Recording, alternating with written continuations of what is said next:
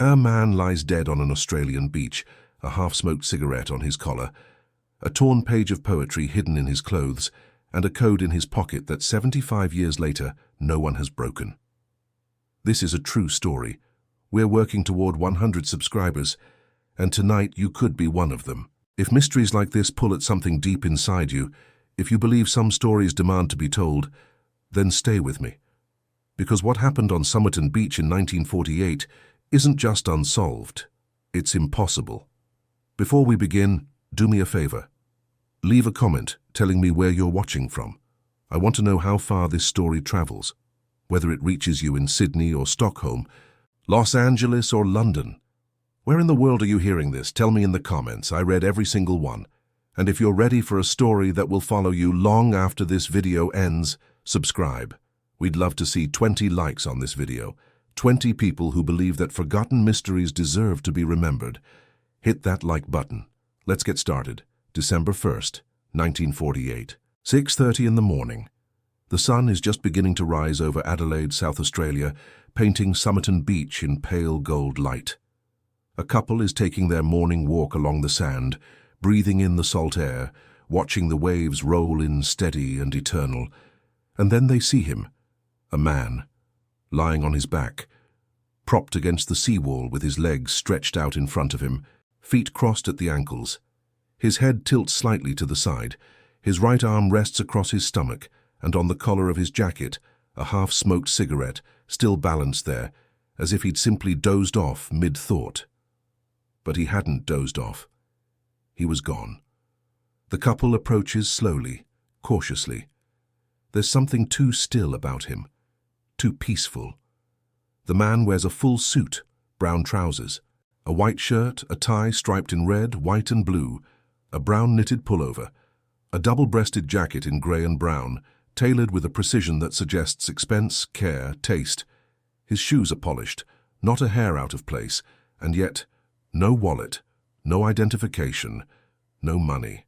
Nothing that would tell the world who he was. The police arrive. They search him. In his pockets, they find a collection of items so strange, so deliberately curated, that even now, decades later, they resist easy explanation.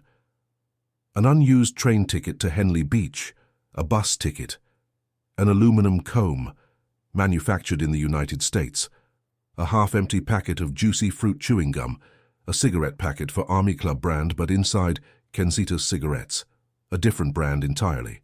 A quarter-full box of Bryant and May matches, and that's it.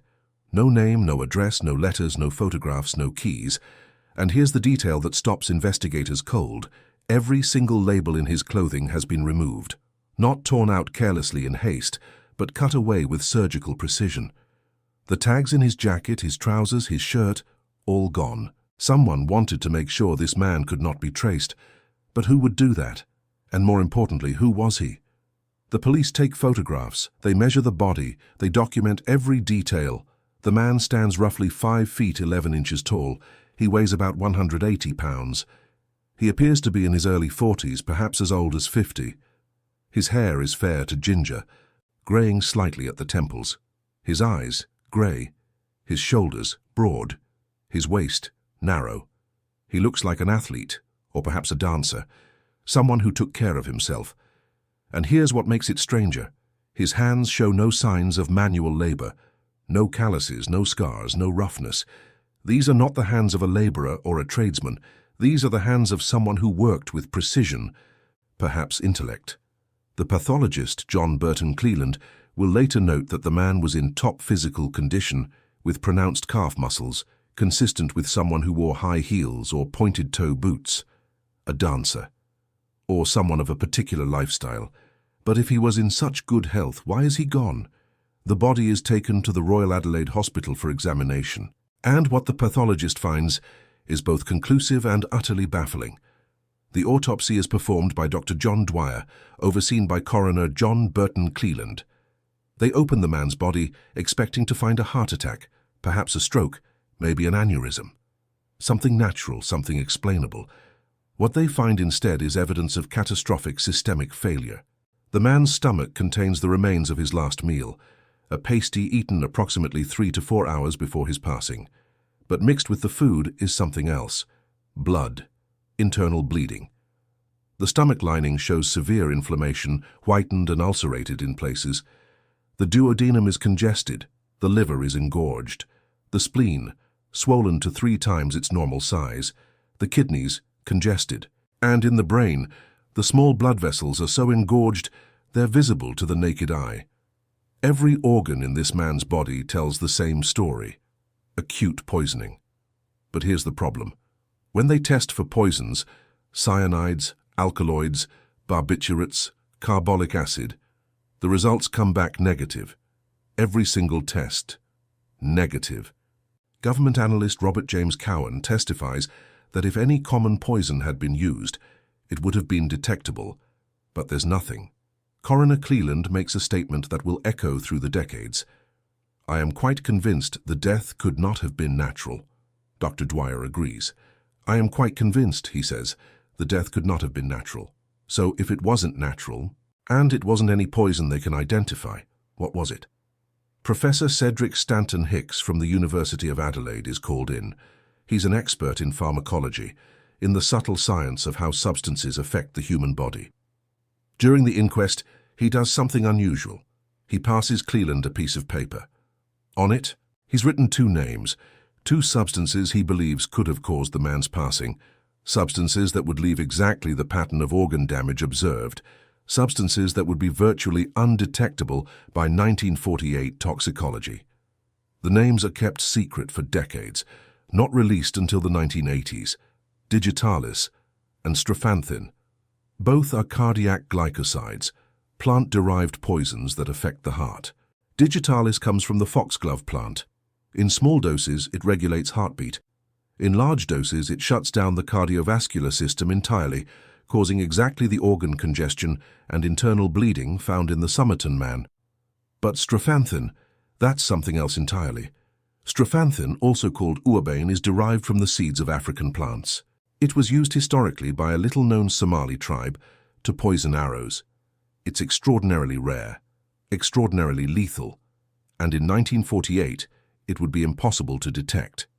Hicks testifies that both substances could be procured quite easily from pharmacists without raising suspicion, could be administered orally in tiny but lethal doses, and would leave virtually no trace. But if someone poisoned this man, who was he? And why? If you're feeling what I'm feeling right now, that pull, that need to know, then subscribe, because this story is just beginning. And the deeper we go, the stranger it becomes. The investigation stalls. Weeks pass.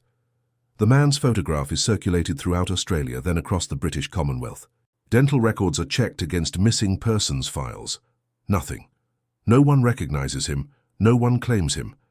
And then, 4 months later, in April 1949, a professor at the University of Adelaide is examining the man's clothing, and he finds something the police missed, a tiny pocket sewn into the waistband of the man's trousers, hidden, deliberate, and inside it, a small piece of paper, rolled tight. The paper bears 2 words printed in Persian script, Tamám Shud, it is finished, it is over. The phrase is immediately recognizable to anyone familiar with classic literature. It comes from the final page of the Rubaiyat of Omar Khayyam, a collection of Persian poetry translated by Edward Fitzgerald in the 19th century. The Rubaiyat is a meditation on mortality, on the brevity of life, on accepting fate with grace and dignity. The moving finger writes, and having writ moves on. Nor all thy piety nor wit shall lure it back to cancel half a line, nor all thy tears wash out a word of it.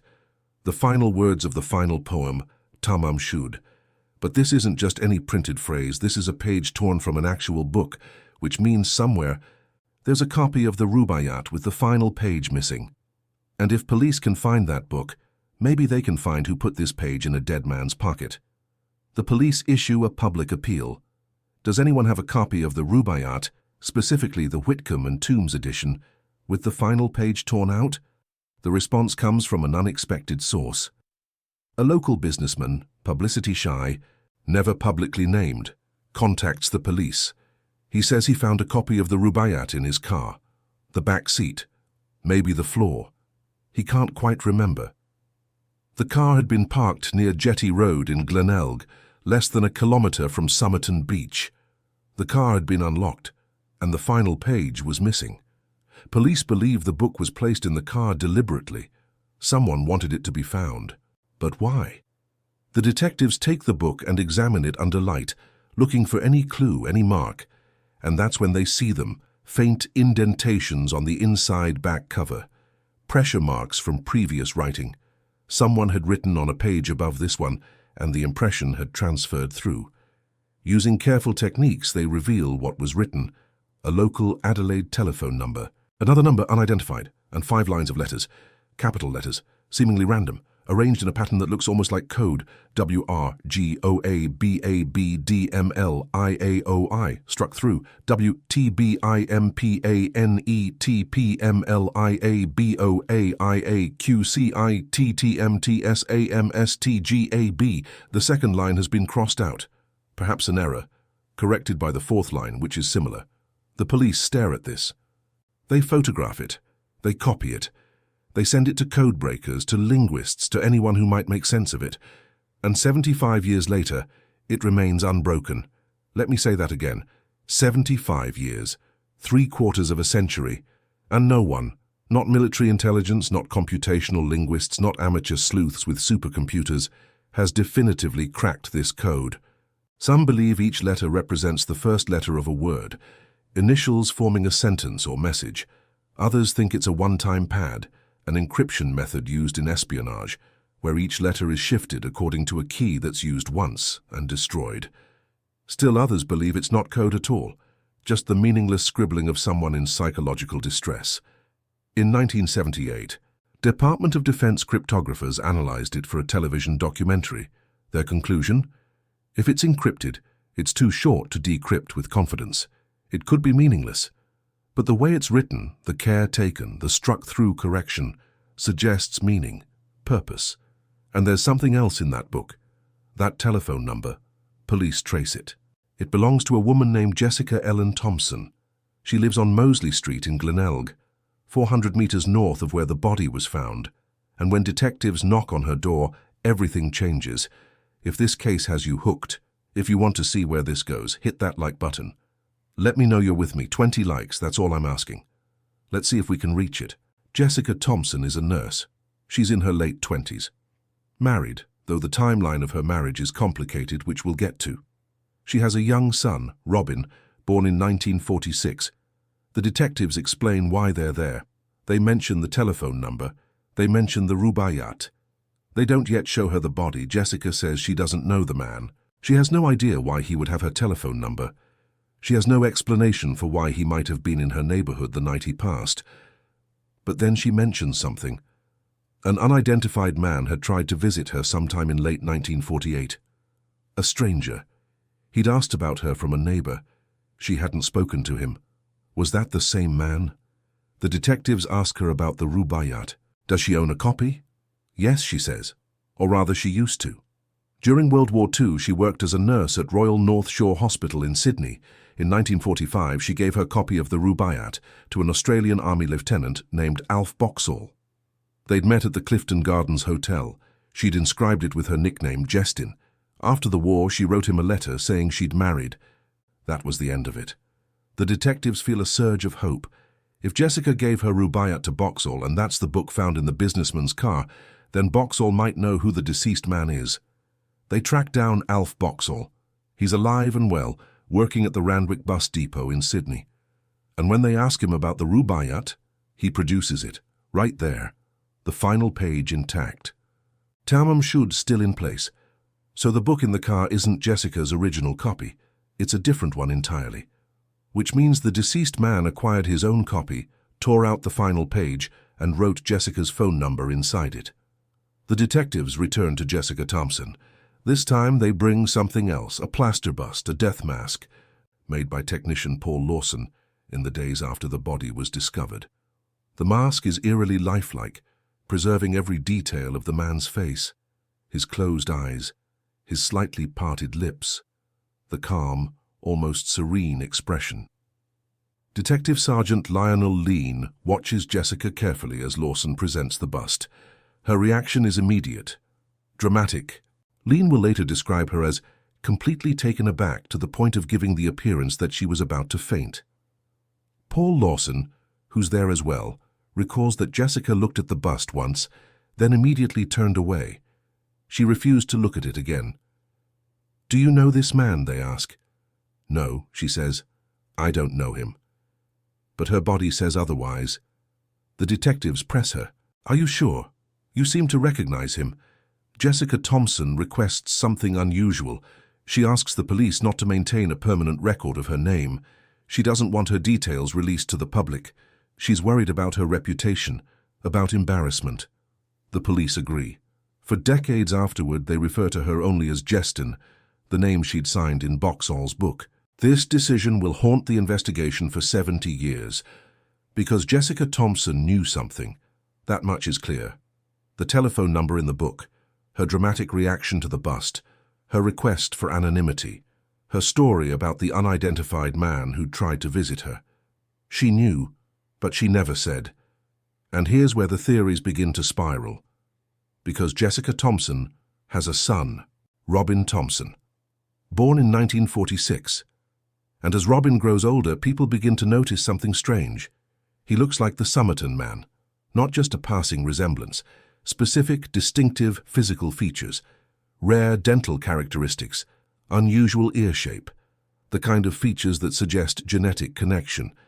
Researchers begin to theorize, what if Robin Thompson is the Somerton man's biological son? It would explain everything. Jessica's evasiveness, her refusal to identify him, her dramatic reaction to seeing his face. If she'd had an affair with this man during the war, if Robin was the result, and if she was now trying to build a life with another man, Prosper Thompson, whom she married in mid-1950, then she would have every reason to stay silent. The man who came to her house in late 1948 wasn't a stranger. He was Robin's father. Maybe he wanted to see his son. Maybe he wanted money. Maybe he wanted her back. And maybe, just maybe, she had a reason to want him gone. I'm not saying Jessica Thompson ended this man's life. I'm saying the possibility is there, and it's one of many. But before we go further down that road, let's talk about the suitcase. If you're sharing this with someone, if you know someone who loves mysteries like this, send them this video.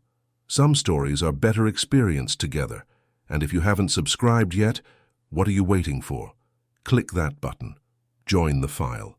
On January 14th, 1949, more than a month after the body was found, staff at Adelaide railway station discover an abandoned suitcase in the cloakroom. Brown, no label. It had been checked in after 11 a.m. on November 30th, 1948, the day before the man's body was discovered. The police open it. Inside, a red-checked dressing gown, red felt slippers, size 7, 4 pairs of underpants, pajamas, shaving items, light brown trousers with sand in the cuffs, the same kind of sand found on Somerton Beach, an electrician's screwdriver, a table knife that's been ground down to a sharp point, scissors with sharpened points, a small square of zinc serving as a protective sheath, and a stenciling brush, the kind used by cargo handlers on merchant ships. Every label has been removed, every tag, every mark of identification, gone. But 3 items bear names: a tie marked T. Keane, a laundry bag marked Keane, and a singlet marked Keane. Police theorize this might be the man's name. They search for missing persons named Keane. They check records across Australia, then across the entire English-speaking world. Nothing. No one named T. Keane is missing. And there's something else in the suitcase. A spool of thread. Orange. Waxed barber brand, not available in Australia, and identical to thread used to repair the lining of a pocket in the deceased man's trousers. Whoever packed this suitcase knew the man, or was the man. The coat's tailoring, American, suggests the man had been to the United States, or at least acquired clothing there. The sharpened tools suggest he worked with precision instruments. The stenciling brush suggests he might have worked on ships. But who is T. Keane? For 73 years, that question had no answer. And then, in July 2022, a breakthrough. Professor Derek Abbott from the University of Adelaide has been obsessed with this case for years. He's a researcher, a geneticist, Someone who believes that even the coldest cases can be solved with the right technology. In 2011, he acquired hair samples from the plaster death mask, strands that had been embedded in the plaster since 1948. For over a decade, he and his team worked to extract usable DNA from those degraded strands. Technology improved, techniques advanced, and in February 2022, they succeeded. They built a DNA profile. Working with forensic genealogist Colleen Fitzpatrick, one of the best in the world, Abbott began the painstaking process of forensic genetic genealogy. They cross-referenced the DNA against genealogical databases. They built a family tree, 4,000 names, branches spreading across generations, across continents, and finally they found a match. The Somerton man was Carl Charles Webb, born November 16, 1905 in Footscray, Victoria, son of Richard August Webb, a baker born in Hamburg, Germany, and Eliza Amelia Morris Grace. The sixth of 6 children. Carl Webb worked as an electrical fitter until 1939, then as an instrument maker. Technical work, precision work, consistent with the tools found in the suitcase. In 1941, he married Dorothy Jean Robertson, a foot specialist, daughter of an inspector of munitions. They lived on Domain Road in South Yarra, but by 1948 they were separated, no children, and no recorded date of passing for Carl Webb, which is why he stood out in the genealogical records, a man who vanished without a trace. Abbott is 99.9% confident in the identification, and there's more evidence. Carl Webb's sister, Frida, was married to a man named Thomas Keane. T. Keane. The name in the suitcase, it all fits. The tools, the tailoring, the precision work, the name, the DNA. Carl Webb is the Somerton man. But here's what doesn't fit. The DNA testing also disproved the Robin Thompson theory. When they compared Robin's DNA to Carl Webb's, there was no match, no biological connection. Despite the striking physical similarities, despite the rare dental and ear features they shared, Robin Thompson was not Carl Webb's son. So why did Jessica Thompson react the way she did? Why did she have his telephone number? Why did he come to her neighborhood the night he passed?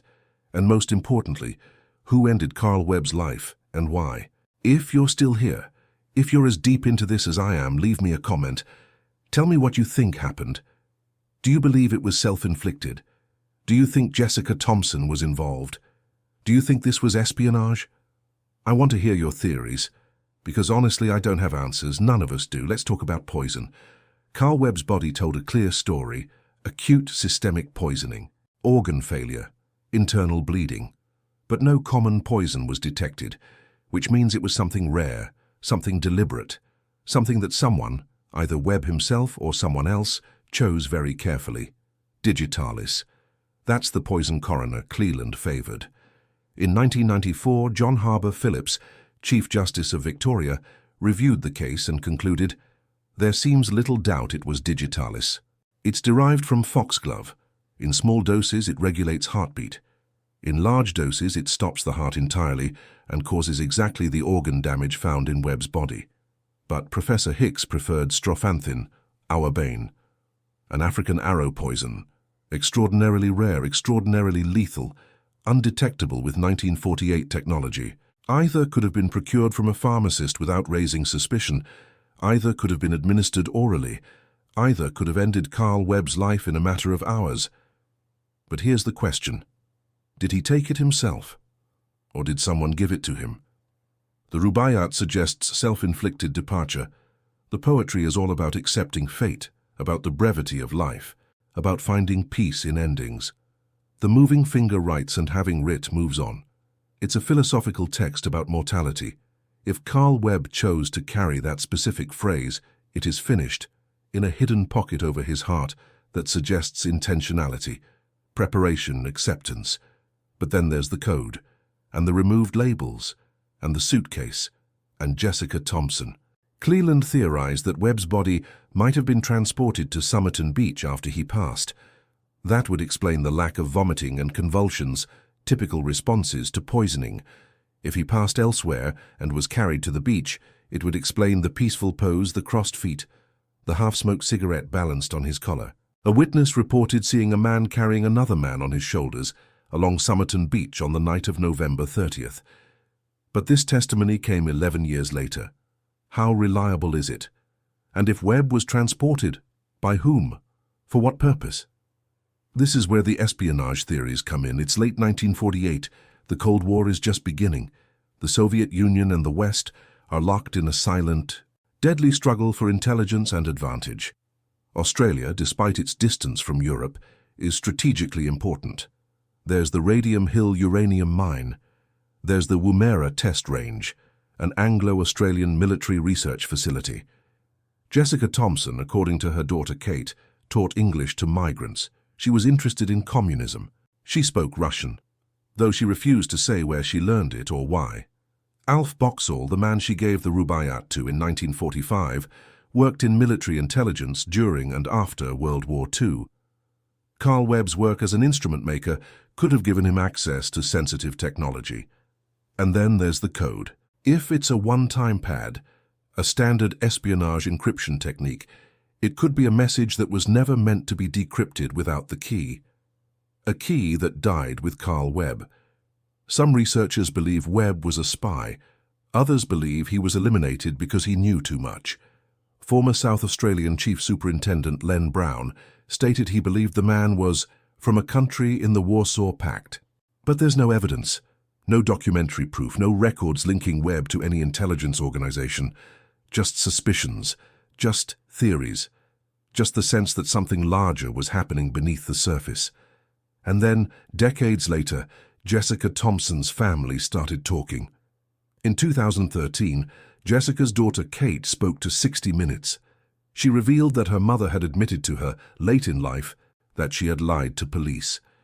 Jessica did know who Carl Webb was. She knew his identity all along. And then Kate said something that sent shockwaves through the case. Her mother told her that Carl Webb's identity was known to a level higher than the police force. Think about that. Higher than the police force. What does that mean? State intelligence? Federal agencies? International organizations? It suggests that whoever Carl Webb was, whatever he was involved in, it was significant enough that authorities chose to keep it buried.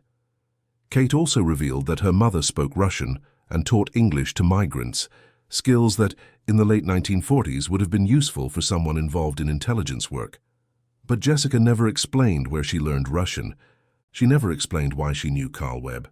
She never explained why she lied. She took it all to her grave in 2007. If this story is pulling you in, if you feel like you're uncovering something with me, subscribe.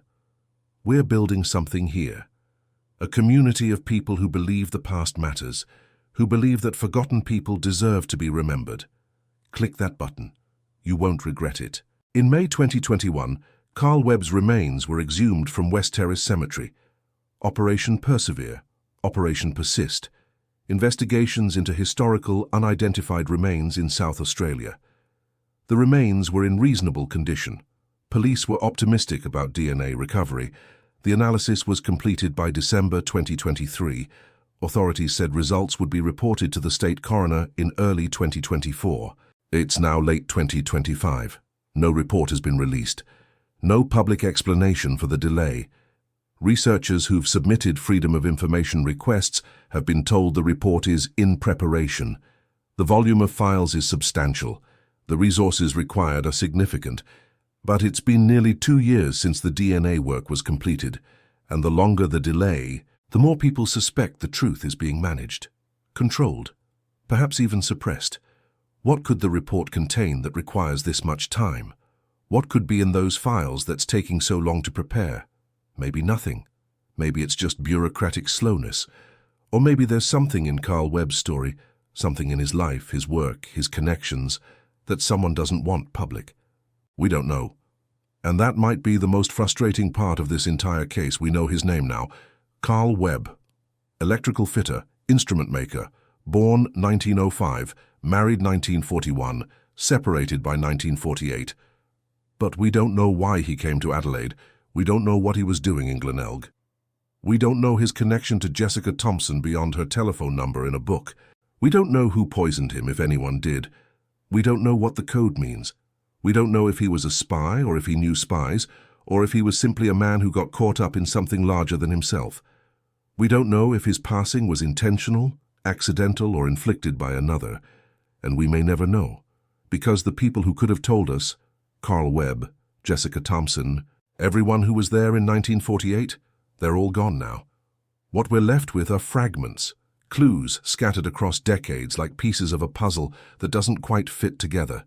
A torn page of poetry, a hidden pocket, a suitcase with no labels, a code with no solution. A woman who knew but never told. A man who vanished from history so completely that it took 73 years and cutting-edge forensic science to even learn his name. And I think that's what haunts me most about this case. Not the mystery itself, though that's compelling enough, but the fact that someone can disappear so thoroughly, that a human life can be reduced to a file, a set of photographs, a plaster bust gathering dust in a police museum, that all the complexity of who Carl Webb was, his thoughts, his fears, his loves, his regrets, can be erased by something as simple as removed labels and a dose of poison. We want to believe that people matter, that lives leave traces, that the truth eventually comes out. But sometimes it doesn't. Sometimes the moving finger writes, and having writ, moves on, and all our piety and wit can't bring it back. Carl Webb walked onto Somerton beach on the night of November 30th, 1948. He lay down against the seawall. He crossed his feet. He placed a cigarette on his collar, or someone placed it there for him, and he closed his eyes and the world forgot him. Until now. If this story stays with you, if it follows you into the quiet moments, the late nights, the times when you're alone with your thoughts, then maybe you understand why I do this, why I open these files, why I tell these stories. Because someone has to remember, someone has to say their names.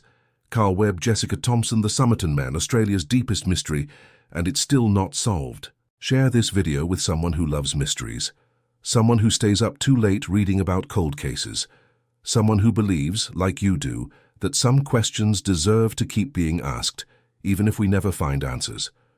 Subscribe if you haven't already. We're trying to reach 100 subscribers and you could be one of them. And leave me a comment. Tell me what you think happened. Tell me your theory, because I've given you mine, or rather, I've given you all the pieces. Now it's your turn. Until next time, this is Julian Cross. Some files stay open forever, and maybe that's exactly how they should be.